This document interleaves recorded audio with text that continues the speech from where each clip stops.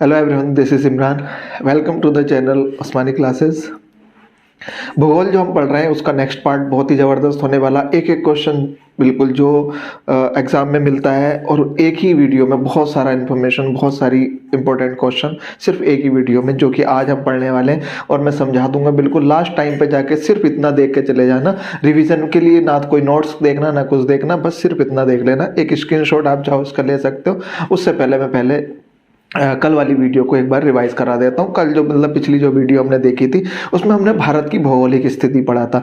8 degree 4 minute से 37 degree 6 minute तक उत्तरी अक्षांश पे भारत की स्थिति है। और अगर हम पूर्वी की तरफ देखें तो 68 डिग्री 7 मिनट से 97 डिग्री 25 मिनट तक। 97 डिग्री 25 मिनट पे भारत का जो पूर्वोत्तर बिंदु है किबिथु, जो कि अरुणाचल प्रदेश में है, और गुहार मोती अगर हम बात करें तो गुजरात में है, जो कि 68 डिग्री 7 मिनट पे। और ऊपर की तरफ अगर हम बात करें 37 डिग्री 6 मिनट पे तो भारत का है इंद्रावकोल, और नीचे की तरफ बात करें तो कन्याकुमारी 8 डिग्री 4 मिनट पे। मुख्य भूमि पर अगर हम बात करें तो भारत का दक्षिणतम बिंदु अगर वो पूछता है तो 6 डिग्री 45 मिनट पे मिलेगा निकोबार पे, और उसका नाम है इंदिरा पॉइंट। ठीक हो गई, इतनी बात हमने समझ ली थी। ये भारत की भौगोलिक स्थिति थी।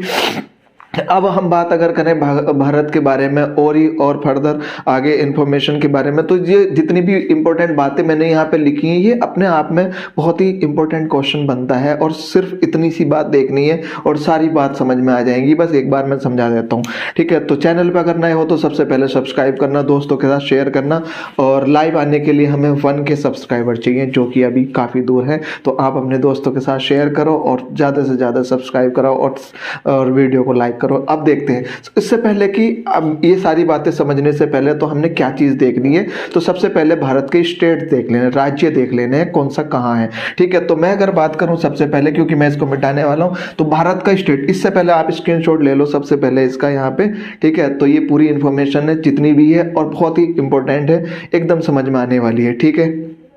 अब देखो जरा, ये भारत का स्टेट है। ये जो स्टेट है भारत के, ये वाला अगर मैं बात करूं तो ये भारत का गुजरात स्टेट है। ध्यान रहेगा, इस गुजरात की साइड में इधर को चलेगा ऊपर की तरफ तो ये राजस्थान मिलेगा हमें, ठीक है। तो मैं गुजरात को हटाता चल रहा हूं, ठीक है। ये क्योंकि हमने ये बाउंड्री हटानी है, इससे और बेहतर समझ में आ जाएगा, ठीक है। ऊपर की तरफ बात करें तो ये राजस्थान है, ठीक है। ये देखना जरा ध्यान से, पहले एक बात और समझ लो, ये राजस्थान है, ठीक है। कर्क रेखा हमारी निकल रही है 23.5 डिग्री उत्तरी अक्षांश कर्क रेखा होती है, जो कि भारत के बिल्कुल लगभग बीचों बीच से निकल रही, जो लगभग भारत को 2 भागों में बांट देती है 23.5 डिग्री। अब कौन कौन से राज्य से होके जाती है इसके बारे में अभी हम बात करेंगे, फिलहाल बस इतनी सी बात समझ लेना, ठीक है।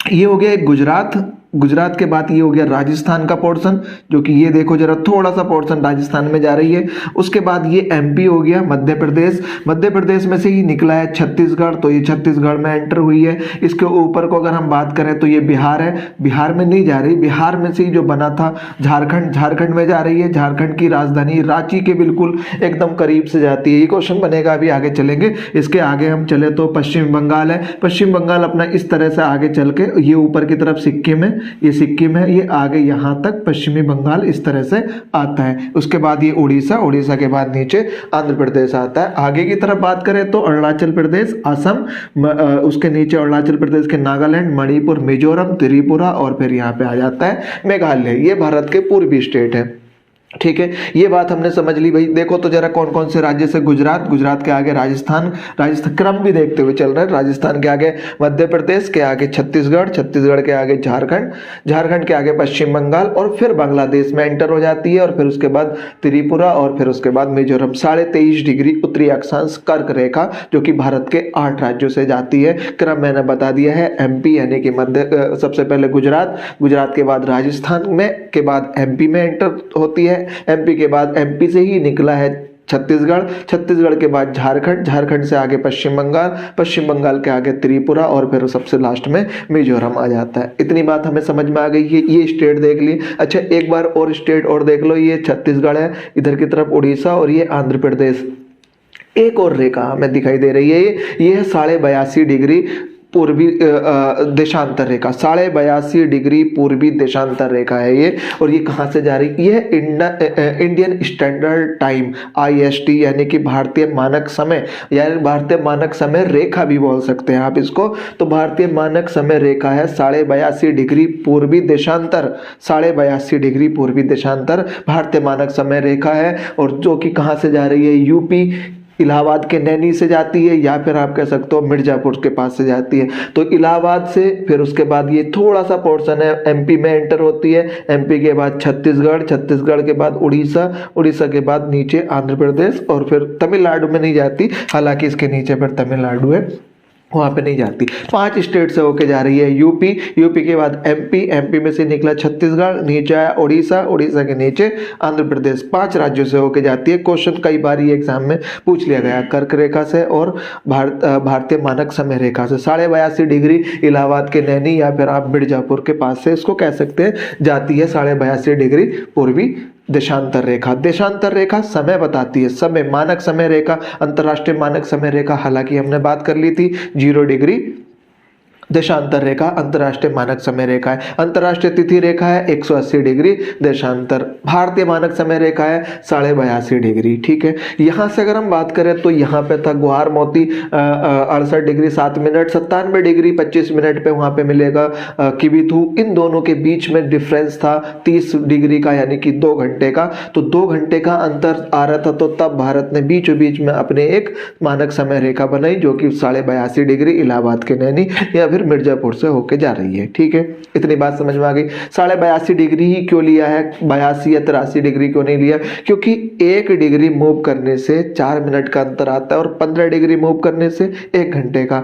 तो 15 डिग्री का आधा 60.5 डिग्री, तो आधा घंटे का वहां पे गैप आ जाता है। वो अभी हम बात करेंगे लास्ट में जाके। ठीक है, फिलहाल अभी बस इतनी बात समझते हैं कि हमारी कर्क रेखा कहाँ से जा रही है। ये बात समझ ली भैया।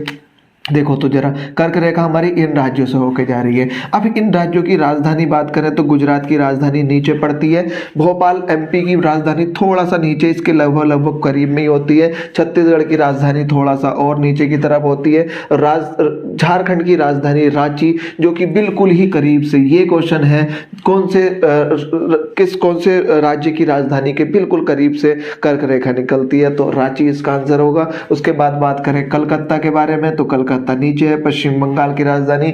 लेकिन राजस्थान की राजधानी जयपुर की बात करें तो ये थोड़ा सा ऊपर है, सबसे ज्यादा दूरी पे यही है।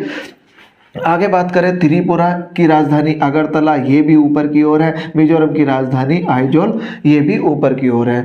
ठीक है, इतनी बात समझ में आ गई। तो 3 राजधानी कर्क रेखा के उत्तर में है और बाकी की 5 राजधानी कर्क रेखा के दक्षिण में है। इतनी बात समझ, कौन कौन सी है? राजस्थान की हो गई और लास्ट के दोनों मणिपुर, त्रिपुरा और मिजोरम की राजधानी। त्रिपुरा और मिजोरम की राजधानी और राजस्थान की ऊपर है, बाकी सबकी नीचे। सबसे करीब राजधानी अगर हम बात करें तो झारखंड की रांची है, बाकी गांधीनगर, गुजरात की भोपाल नीचे है, थोड़ा सा करीब में, ज़्यादा दूरी पे नहीं है। गांधीनगर भी थोड़ा सा करीब में, ज़्यादा दूरी पे नहीं है। रांची लेकिन सबसे इन सब में सबसे ज्यादा करीब पे है। इतनी बात समझ में आ गई भैया। यहाँ पे मैंने लिख भी दिया है, कर्क रेखा 8 राज्यों से होकर जाती है। कौन कौन से? गुजरात, राजस्थान, MP, छत्तीसगढ़, झारखंड, पश्चिम बंगाल, त्रिपुरा और मिजोरम। सबसे करीब राजधानी की अगर हम बात करें, सबसे करीब राजधानी तो वो है रांची। रांची किसकी राजधानी है? ये झारखंड की राजधानी। इतनी बात हमें समझ में आ गई है। अगर हम बात करें भारतीय मानक समय रेखा 82.5 डिग्री है जो कि इलाहाबाद मिर्जापुर से होके जा रही है और 5 राज्यों से जाती है। यूपी हो गया, मध्य प्रदेश, छत्तीसगढ़, नीचे आओ तो उड़ीसा और उसके नीचे आओ तो आंध्र प्रदेश। इतनी बात हमारी समझ में आ गई होगी। ठीक है, अभी मैं इस पोर्शन को फिर हटा देता हूँ। ठीक है, ये हमारे स्टेट समझ में आ गए होंगे सारे के सारे।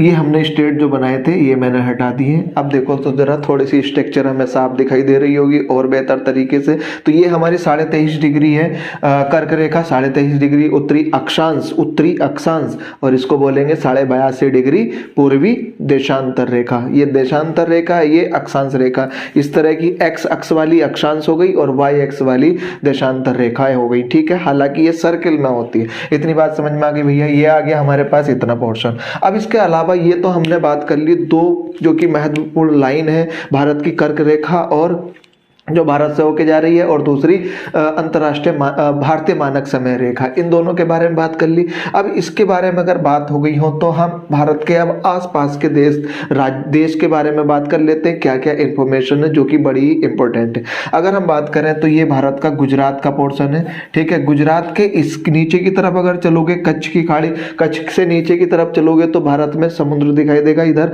और मैंने तुम्हें पिछली वीडियो में ये सब बातें करी थी। अरब सागर इधर है, इधर की तरफ बंगाल की खाड़ी है। ठीक है, इससे ऊपर चलोगे तो भारत की स्थलीय सीमा चलेगी, स्थल चलेगा, यानी कि यहाँ पे देश आ जाएगा पाकिस्तान, पाकिस्तान के बाद फिर अफगानिस्तान, अफगानिस्तान के बाद आगे अगर हम चले तो फिर चीन आ जाएगा, चीन के बाद ये नेपाल, नेपाल के बाद भूटान, भूटान के बाद म्यांमार, और म्यांमार के बाद बांग्लादेश, और नीचे की तरफ अगर हम बात करें तो ये श्रीलंका है। हालांकि श्रीलंका तो सीमा साझा नहीं करता है। इतनी बात समझ में आ गई है। आगे चलते हैं। ठीक, पाकिस्तान के बारे में अगर हम बात करें तो भारत और पाकिस्तान के बीच में जो लाइन बनी हुई है उसको बोलते हैं रेड क्लिफ लाइन। बहुत बारी एग्जाम में सवाल पूछा गया। भारत और पाकिस्तान के बीच में जो बॉर्डर बना हुआ है, भारत पाकिस्तान के बीच में जो बॉर्डर बना हुआ है उस लाइन को क्या बोलते हैं? Red Cliff line. बिल्कुल इस वीडियो में तुम्हें सब कुछ मिल जाएगा। लास्ट टाइम पे अभी मैंने समझा दिया, लास्ट टाइम पे जाकर सिर्फ बस इतना देख के चले जाना, सब कुछ एकदम क्लियर याद आ जाएगा। बाकी तो वीडियो है ही, अगर मान लो कुछ भूल गए तो देख लेना। रेड क्लिफ लाइन, भारत और पाकिस्तान के बीच की बाउंड्री को हम क्या बोलते हैं? Red Cliff line. भारत की और अफगानिस्तान के बीच की बाउंड्री को क्या बोलते हैं हम? डूरंड रेखा। भारत और चीन के बीच की रेखा को हम क्या बोलते हैं? लाइन को मैकमोहन लाइन बोलते हैं। अब इधर पाकिस्तान, ऊपर अफगानिस्तान, चीन, नेपाल, भूटान, म्यांमार और इधर बांग्लादेश, और सबसे नीचे ये आ गया अपना श्रीलंका। ये देश भारत के चारों तरफ हैं। ठीक है, इनमें से सीमा पाकिस्तान के साथ रेड क्लिफ लाइन, डूरंड रेखा, अफगानिस्तान के मैकमोहन रेखा, चाइना के साथ बनाती है। एक बात तो ये हमारे पास लाइन से रिलेटेड क्लियर हो गई है। आगे की बात करें कि भारत की जो बाउंड्री है वो कौन से देश के साथ सबसे ज्यादा है, तो भारत की बाउंड्री सबसे बड़ी सीमा बांग्लादेश के साथ है। अब क्या बांग्लादेश के साथ सबसे बड़ी सीमा है और कितनी है वो? 4096 किलोमीटर। मैंने यहाँ हालांकि लिख दिया, किलोमीटर में नहीं पूछता है, सबकी बाउंड्री मैंने लिख दी। सवाल कैसे पूछा जाएगा, सिर्फ मैं इतना बता रहा हूँ। ये सब किलोमीटर में है, सब किलोमीटर। 699 किलोमीटर, 1643 किलोमीटर ये, और 1751 किलोमीटर में, सब किलोमीटर में ये बाउंड्री हो गई। अब सवाल कैसे पूछा जाएगा, भारत की सीमा कौन से देश के साथ सबसे ज्यादा लंबी है, तो वो है बांग्लादेश के बाद। बांग्लादेश के बाद आती है चाइना के साथ, चाइना के साथ आती है चाइना के बाद पाकिस्तान के साथ, पाकिस्तान के बाद फिर आती है नेपाल, नेपाल के बाद आती है भूटान, और भूटान के बाद नेपाल के बाद भूटान, भूटान के बाद फिर आती है अफगानिस्तान। अच्छा, म्यांमार एक बीच में छूट गया है। ठीक है, म्यांमार एक बीच में हमारा छूट गया है, ये आ गया 1643। ठीक है, तो इसको हम कैसे याद करेंगे? देखो तो जरा, एक हो गया, 2 3 4 5, 1 2 3 4 5 6 7 हमारे पास देश है। ठीक है, तो 1 2 3 4 5 6 7 ये देश हो गए हमारे पास। अब देखो मैं तुम्हें यहाँ पे बता देता हूँ, याद रखने का एक सिंपल सा तरीका। यहाँ पे हम करेंगे बचपन में बीए। ये देख लो जरा, बचपन याद रहेगा बिल्कुल, बचपन में, और बीए कर लिया था, ऐसे आप याद रख सकते हो। बिल्कुल, बस खत्म हो गई बात, कुछ याद नहीं रखना। ठीक है, बचपन में बीए सिंपल से याद रखना। तो बचपन का मतलब भी समझ लो, पहले बीए तो कर लिया, इसका मतलब भी समझ लो। बचपन का भी मतलब हो गया बांग्लादेश, चाइना हो गया, पाकिस्तान हो गया, नेपाल हो गया, म्यांमार हो गया, भूटान हो गया, बी का मतलब, और ए का मतलब हो गया अफगानिस्तान। ये बाउंड्री है। ठीक है, बचपन में भी ये हमने पढ़ लिया। तो सबसे बड़ी बाउंड्री भारत की बांग्लादेश के साथ, फिर दूसरे नंबर पे चाइना, फिर उसके बाद चाइना के बाद पाकिस्तान, पाकिस्तान के बाद नेपाल, नेपाल के बाद वो है म्यांमार, और म्यांमार के बाद भूटान, भूटान के बाद अफगानिस्तान। क्लियर हो गई भैया सारी बातें, इतनी बात हमने समझ ली है। ये जो जितना भी लिखा हुआ था कैसे सवाल बनेगा ये बात भी समझ ली है। लास्ट में जाके मैं एक बारी सबको एकदम क्लियर करा दूंगा, ध्यान से देखते रहना बस। इतनी बात समझ में आ गई भैया। अब और क्या क्वेश्चन बन सकता है, और सवाल क्या बनता है भारत से रिलेटेड? भारत से रिलेटेड ये बनता है, इससे ऊपर की तरफ भारत की जो है स्थलीय सीमा शुरू होती है यहाँ तक, और ये गई इधर, और ये बांग्लादेश म्यांमार यहाँ तक। इसके बाद फिर भारत की स्थलीय सीमा बांग्लादेश के साथ फिर ये बनाती है, और उसके बाद पश्चिमी बंगाल से भारत की गुजरात, इधर गुजरात से नीचे और पश्चिम बंगाल से नीचे तटीय रेखा शुरू हो जाती है। तो सवाल कई बार ऐसे भी पूछा गया है कि भारत की जो है कुल स्थलीय सीमा की लंबाई कितनी है। स्थलीय मतलब हो गया देशों के साथ जो स्थल सीमा बना रही है, तो वो है 15,000, लगभग मैं लिख देता हूं इसके साथ, लगभग 15,200 किलोमीटर। 15,200 किलोमीटर की लगभग सीमा है स्थलीय सीमा भारत की और देशों के साथ सबकी मिला के। जिसमें से कौन कौन आ जाता है? पाकिस्तान, अफगानिस्तान, चीन, नेपाल, भूटान और उसके बाद म्यांमार, बांग्लादेश, ये देश आ जाते हैं। इनमें सबसे बड़ी बाउंड्री किसके साथ है? बांग्लादेश के साथ। फिर उसके बाद चाइना के साथ, चाइना के बाद पाकिस्तान के बाद नेपाल के बाद म्यांमार के बाद भूटान के बाद अफगानिस्तान। पाकिस्तान भारत की बाउंड्री को बोलते हैं रेड क्लिफ, और अफगानिस्तान के साथ भारत की बाउंड्री को डोरेंट, और अब भारत की चाइना के साथ मैकमोहन रेखा। सबसे बड़ी सीमा बांग्लादेश के साथ। खत्म हो गई बात यही। अच्छा, ये तो आ गई हमारी स्थलीय सीमा ऊपर वाली। अब बात करते तटीय सीमा। यहीं से गुजरात से हमारी तटीय सीमा शुरू हो जाती है। तटीय सीमा बोले तो समुद्र के साथ, समुद्र जहां से पड़ता है। तो गुजरात के बाद हमारा आता है महाराष्ट्र के बाद गोवा के बाद कर्नाटक के बाद केरल के बाद तमिलनाडु, आंध्र प्रदेश, उड़ीसा और फिर पश्चिम बंगाल आ जाता है। इतनी बात समझ में आ गई। तो भारत की जो तटीय सीमा है, इन राज्यों की से तटीय सीमा है भारत की, और कुल लंबाई है इसकी 6100 किलोमीटर इन राज्यों की। और अगर हम अपने अंडमान निकोबार इनको भी लगा लें, इनको भी सबको मिला के लगा लें लक्षद्वीप को, तो टोटल हो जाती है 7516.6 किलोमीटर। कैसे याद रखोगे इसको? 7516 को 6100 तो याद रहेगी, 7516 को ऐसे याद रख लें, थोड़ा सा एक कम करके 15 पंजे 75। ठीक हो गई इतनी बात? ऐसे याद रख सकते हो, वो सिर्फ एक याद रखने का तरीका है। चाहो तो आप डायरेक्ट याद रख लो 7516.6 किलोमीटर। ठीक है, 15 में से 16 में से 1 माइनस के 15 पंजे 75। क्लियर इतनी बात भैया समझ में आ गई होगी सभी को? अच्छा, एक सवाल ये बन गया। अब आगे की बात अगर हम करें तो आगे की बात ये है, इतनी बात हमने कर ली, सबसे बड़ी सीमा ये कर ली, कर्क रेखा कौन कौन से राज्यों से ये कर ली हमने। अब बात करते हैं कौन से राज्य की तटीय सीमा सबसे लंबी है। तो गुजरात राज्य की तटीय सीमा, यानी कि गुजरात की जो सीमा है, तटीय सीमा का मतलब है कौन सा राज्य समुद्र में सबसे ज्यादा लंबाई तक है। तो गुजरात के बाद आंध्र प्रदेश, तमिलनाडु और फिर उसके बाद महाराष्ट्र। कैसे याद रखेंगे? GATM से याद रख लो, मैंने यहाँ पे लिख दिया है ये GATM। जी का मतलब हो गया गुजरात, ए मतलब हो गया आंध्र प्रदेश, टी मतलब तमिलनाडु और एम मतलब हो गया महाराष्ट्र। इतनी बात समझ में? GATM, ऐसे ATM जाने की बात होती है ना जैसे, तो GATM से याद रख सकते हैं। अच्छा, एक और बात समझ लेते भैया यहीं पे, क्षेत्रफल की दृष्टि से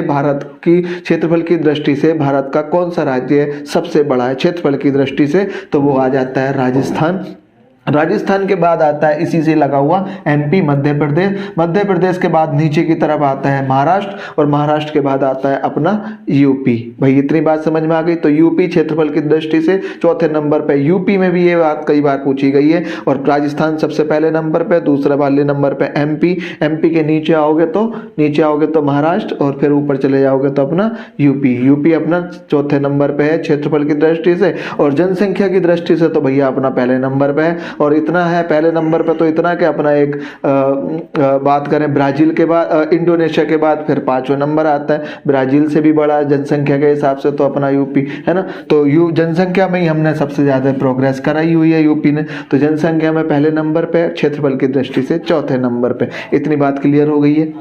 ठीक है। अब एक और बात जो मैं और यहाँ पे समझाता हूँ, जरा देखो इधर की तरफ मैंने बनाया ये कच्छ की खाड़ी, देखते हुए चलो बस ध्यान से कि कच्छ की खाड़ी यहाँ है, कच्छ की खाड़ी, और यहाँ पे है ये खंबात की खाड़ी। ये इधर की तरफ वाला जो तट है ये पश्चिमी तट बोलते हैं, इधर पश्चिम में है ना तट है ना, पहले तो ऐसे समझो, और इधर पश्चिम है तो पश्चिमी तट हो गया, खत्म हो गई बात। ये भी तट, तट मतलब समझ रहे हो, समुद्र के साथ सीमा, यानी कि समुद्र से लगा हुआ तो वो तट होता है। इधर पूरब है तो पूरब की तरफ पूर्वी तट हो गया, ये पश्चिमी तट हो गया। ये बात तो क्लियर हो गई है। यहाँ पे है खंबात की खाड़ी और यहीं पे है दादरा नगर हवेली और दमन और दीव, यहीं पे इसी में खंबात की खाड़ी में दादरा नगर हवेली दमन दीव, अब तो दोनों एक ही हो गए हैं। ये हो गई कच्छ की खाड़ी। यहाँ पे नीचे की तरफ बात करें तो यहाँ मन्नार की खाड़ी है। इनका क्या यूज है वो अभी हम बाद में धीरे धीरे बात करेंगे, फिलहाल अभी देखते हैं मन्नार की खाड़ी। और यहीं पे है भैया बड़ी इंपॉर्टेंट पाक जल संधि, जिसको बोलते हैं पाक स्टेट इंग्लिश में, और हिंदी में बोले तो पाक जल संधि या पाक जल डमरू। सवाल कैसे बनेगा,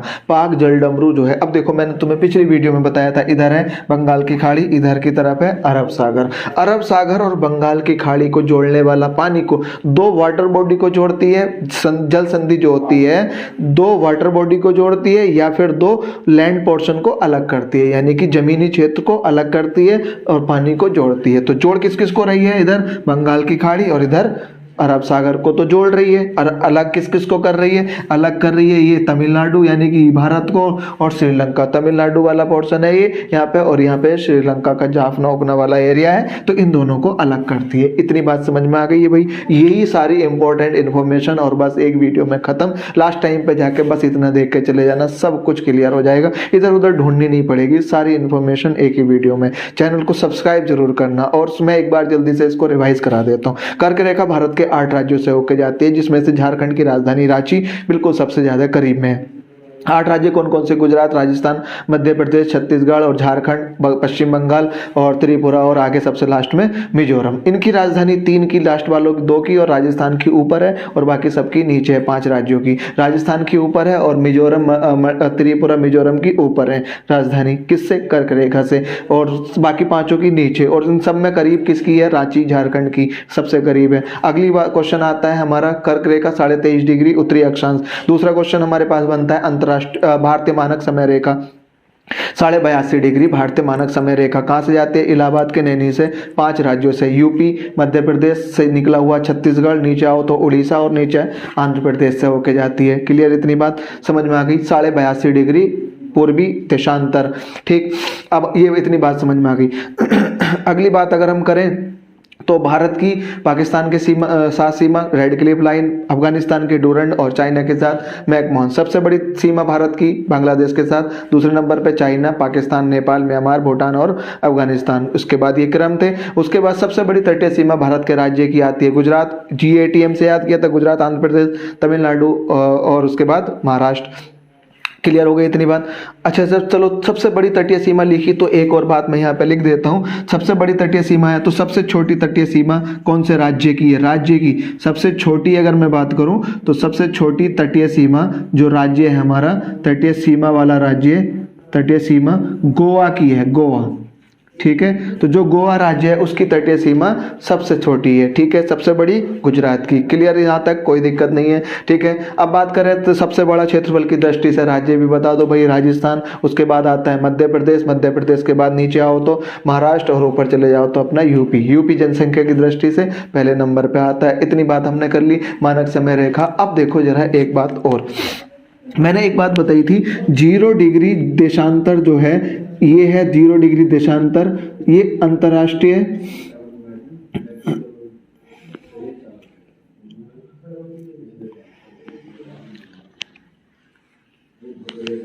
GMT, ग्रीनविच मीन टाइम। तुमने देखो जब भी टाइम अगर तुम देखो अपने मोबाइल में तो उसमें लिखा होता है, भारतीय समय को लिखता है वो IST को कैसे लिखता है, GMT प्लस, ये इस तरह से लिखता है, GMT प्लस 5 आवर 30 मिनट, ऐसे करके लिखता है। इसका मतलब समझ लो भैया क्या है। मैंने तुम्हें बताया था 1 डिग्री मूव करने से 4 मिनट का अंतर आता है, तो 15 डिग्री मूव करने से 1 घंटे का। अच्छा, 0 डिग्री देशांतर से 82.5 डिग्री पूर्वी देशांतर जाना हमने, 0 डिग्री से 82.5। ठीक है, तो 15 डिग्री मूव करने से कितना हो गया, 1 घंटा।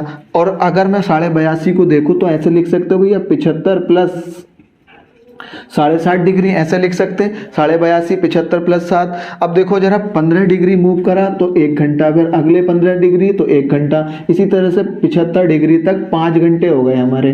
75 डिग्री मूव करने से 5 घंटे हो गए और 60.5 डिग्री के आधा घंटा और हो गया तो 5 घंटे, यानी कि मैं कह सकता हूँ 5 घंटे 30 मिनट। तो भारतीय मानक समय में और अंतर्राष्ट्रीय मानक समय में कितना अंतर है? 5.5 घंटे का। और वो भारत, अब देखो कैसे लिखा होता है, GMT प्लस 5.5 इधर को लिखा हुआ, तो GMT यानी कि ग्रीनविच मीन टाइम पे जो समय होगा, ग्रीनविच मीन टाइम पे जो भी समय होगा बस उसमें 5.5 जोड़ना, वो भारत में समय होगा। मान लो ग्रीनविच मीन टाइम पे 10 बज रहे हैं, 10 नहीं बजाओ, चलो 5 बज रहे हैं, सुबह के 5 बज रहे हैं ग्रीनविच मीन टाइम पे, तो भारत में कितने बजेंगे? 5.5 और जोड़ दो, 5 और 5 10, यानी कि 10:30 बज रहे होंगे सुबह के। अगर हम बात करें भारत में, अगर 11:30 बज रहे होंगे, भारत में अगर सुबह के 11:30 बज रहे हैं, ठीक है, 11:30 हो रहा है सुबह के, तो GMT यानी कि ग्रीनविच मीन टाइम पे कितना हो रहा होगा? इसमें से 5 माइनस कर लो तो इसमें से 5.5 माइनस कर लो तो आधा तो ये हो गया,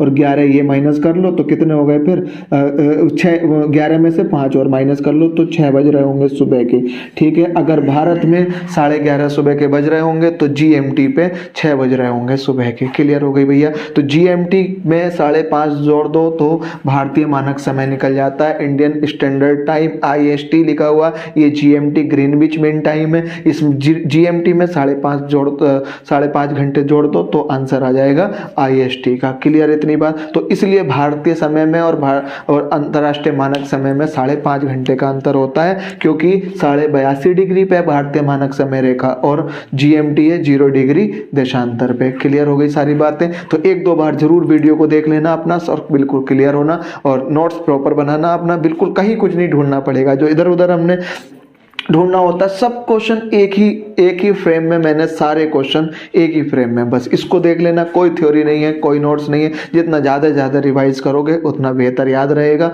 और एग्जाम में जाने में भी टेंशन नहीं होगी। तो आज के लिए फिर इतना ही, मिलते हैं अगली वीडियो में, और दोस्तों के साथ शेयर करना, सब्सक्राइब करना चैनल को, और लाइक करना ज़्यादा से ज़्यादा। Thanks for watching and keep learning.